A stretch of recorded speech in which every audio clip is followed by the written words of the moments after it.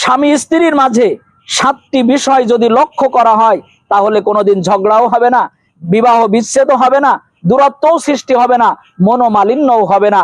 এই জন্য 7টি বিষয় খুবই গুরুত্বপূর্ণ। স্বামী এবং স্ত্রীদের জন্য এই 7টি বিষয় লক্ষ্য রাখা একান্ত জরুরি। 1 নম্বরে, কখনো একে অপরের কোনো কিছু লুকানো যাবে না, একে অপরের কাছে কোনো বিষয়ে লুকানো যাবে না।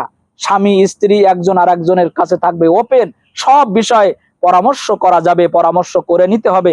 2 নম্বরে, একে অপরের সাথে বন্ধুত্বের মতো আচরণ করতে হবে।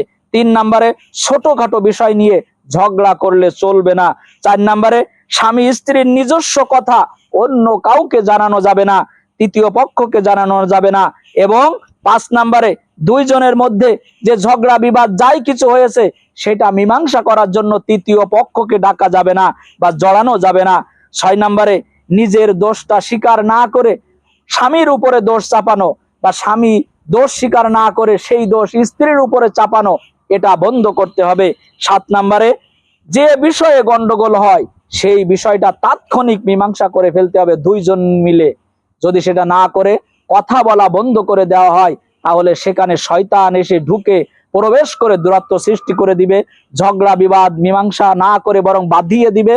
এরপরে আপনাদের মনোমালিন্য তৈরি করে দিয়ে সংসারটাকে আগুনে দাও দাও করে জ্বলতে সাহায্য করবে।